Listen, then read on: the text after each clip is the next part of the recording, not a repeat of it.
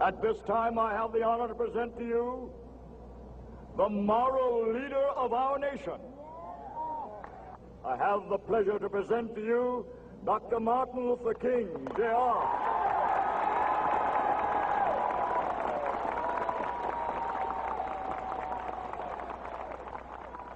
I am happy to join with you today in what will go down in history as the greatest demonstration for freedom in the history of our nation.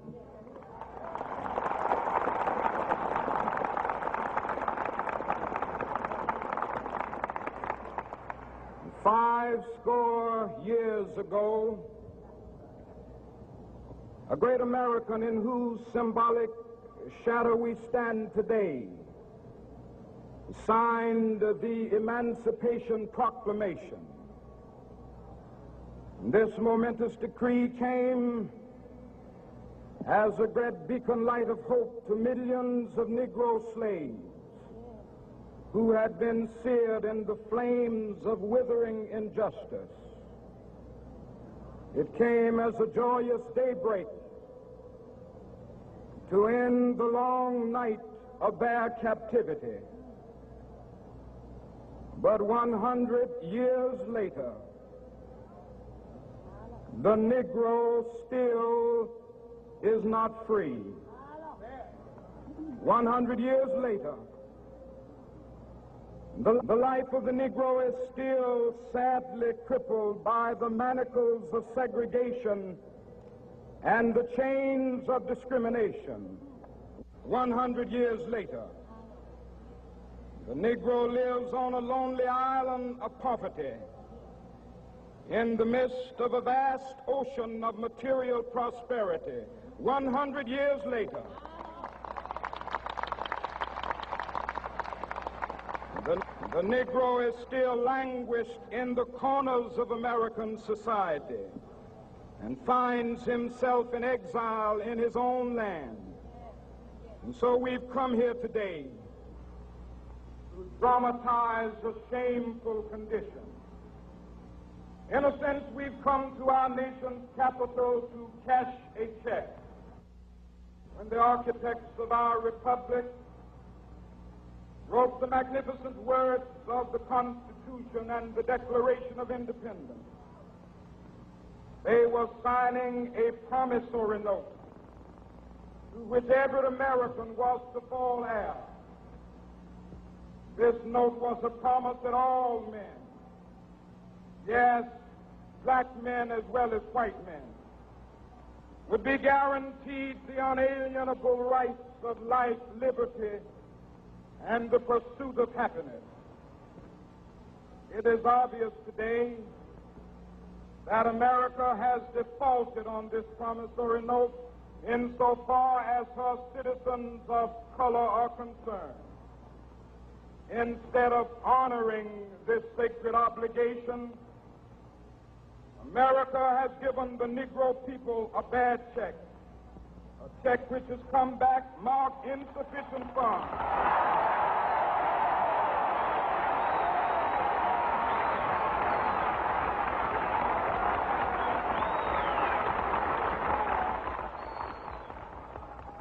But we refuse to believe that the Bank of Justice is bankrupt.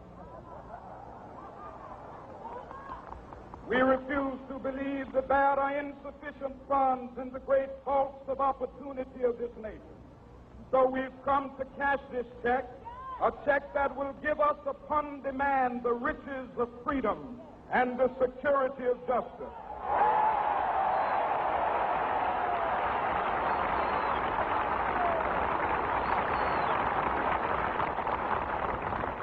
We have also come to this hallowed spot to remind America of the fierce urgency of now. This is no time to engage in the luxury of cooling off or to take the tranquilizing drug of gradualism.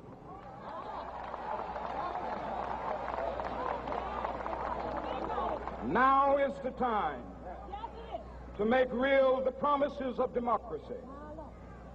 Now is the time to rise from the dark and desolate valley of segregation to the sunlit path of racial justice. Now is the time to lift our nation from the quicksands of racial injustice to the solid rock of brotherhood. Now is the time to make justice a reality for all of God's children. It would be fatal for the nation to overlook the urgency of the moment. This sweltering summit of the Negro's legitimate discontent will not pass until that is an invigorating autumn of freedom and equality. 1963 is not an end, but a beginning. Those who hope that the Negro needed to blow off steam and will now be content will have a rude awakening if the nation returns to business as usual.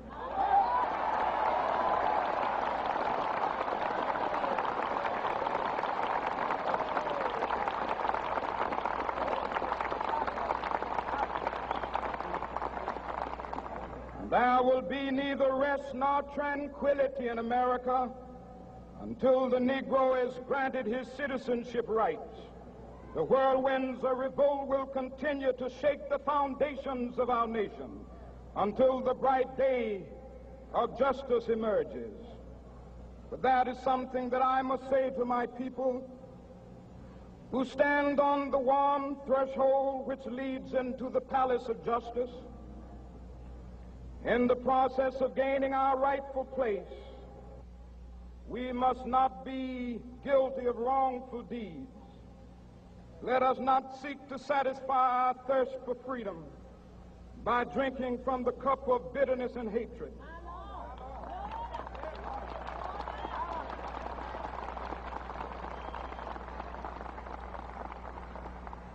We must forever conduct our struggle on the high plane of dignity and discipline. We must not allow our creative protests to degenerate into physical violence. Again and again, we must rise to the majestic heights of meeting physical force with soul force. The marvelous new militancy which has engulfed the Negro community must not lead us to a distrust of all white people. For many of our white brothers, as evidenced by their presence here today, have come to realize that their destiny is tied up with our destiny.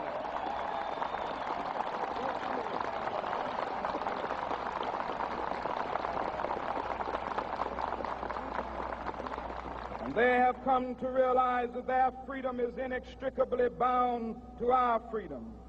We cannot walk alone.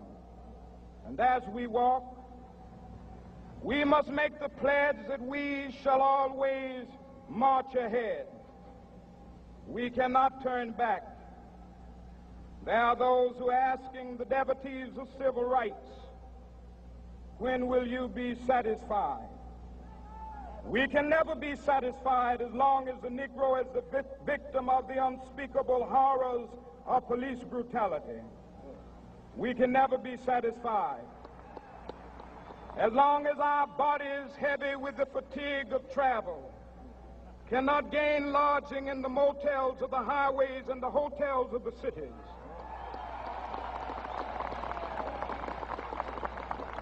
We cannot be satisfied as long as the Negro's basic mobility is from a smaller ghetto to a larger one.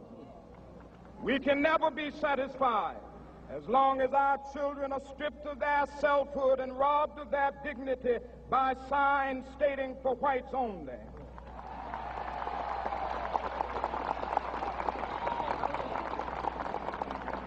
We cannot be satisfied as long as a Negro in Mississippi cannot vote and a Negro in New York believes he has nothing for which to vote.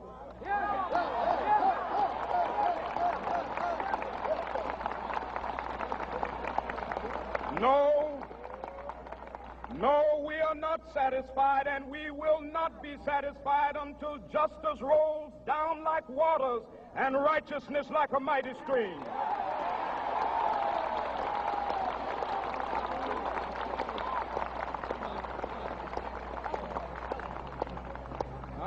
not unmindful that some of you have come here out of great trials and tribulations.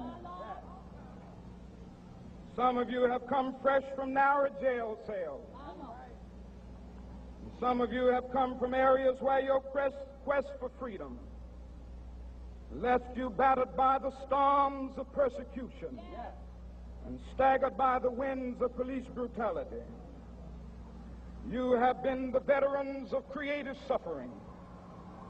Continue to work with the faith that unearned suffering is redemptive. Go back to Mississippi. Go back to Alabama. Go back to South Carolina. Go back to Georgia. Go back to Louisiana. Go back to the slums and ghettos of our northern cities. Knowing that somehow this situation can and will be changed. Let us not wallow in the valley of despair. I say to you today, my friend,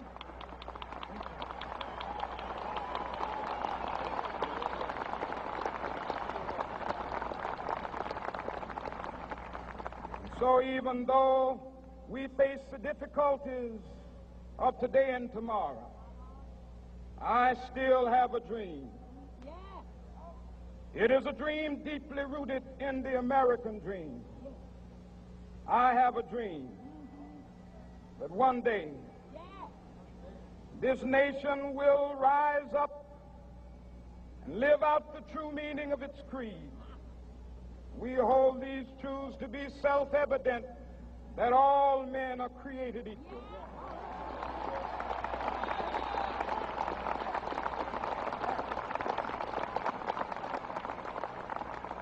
I have a dream that one day on the red hills of Georgia, the sons of former slaves and the sons of former slave owners will be able to sit down together at the table of brotherhood. I have a dream that one day, even the state of Mississippi, a state sweltering with the heat of injustice, sweltering with the heat of oppression, will be transformed into an oasis of freedom and justice. I have a dream that my 4 little children will one day live in a nation where they will not be judged by the color of their skin, but by the content of their character. I have a dream today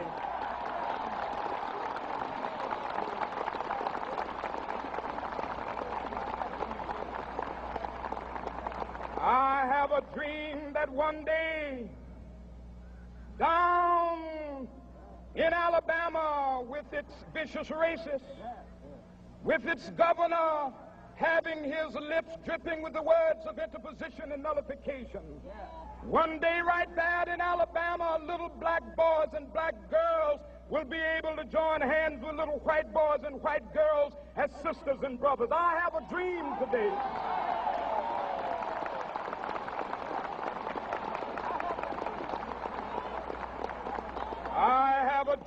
that one day every valley shall be exalted, and every hill and mountain shall be made low, the rough places will be made plain, and the crooked places will be made straight, and the glory of the Lord shall be revealed, and all flesh shall see it together. This is our hope. This is a faith that I go back to the South with. With this faith, we will be able to hew out of the mountain of despair a stone of hope. With this faith, we will be able to transform the jangling discords of our nation into a beautiful symphony of brotherhood. With this faith, we will be able to work together, to pray together, to struggle together, to go to jail together, to stand up for freedom together, knowing that we will be free one day. And this will be the day. This will be the day when all of God's children will be able to sing with new meaning, "My country, tears of thee. Sweet land of liberty, of thee I sing. Land where my fathers died, land of the pilgrim's pride. From every mountainside, Let freedom ring, and if America is to be a great nation, this must become true. And so let freedom ring from the prodigious hilltops of New Hampshire. Let freedom ring from the mighty mountains of New York. Let freedom ring from the heightening Alleghenies of Pennsylvania. Let freedom ring from the snow-capped Rockies of Colorado. Let freedom ring from the curvaceous slopes of California. But not only that, let freedom ring from Stone Mountain of Georgia. Let freedom ring from Lookout Mountain of Tennessee. Let freedom ring from every hill and molehill of Mississippi, from every mountainside. Let freedom ring, and when this happens, and when we allow freedom ring, when we let it ring from every village and every hamlet, from every state and every city, we will be able to speed up that day when all of God's children, black men and white men, Jews and Gentiles, Protestants and Catholics, will be able to join hands and sing in the words of the old Negro spiritual, free at last, thank God Almighty, we are free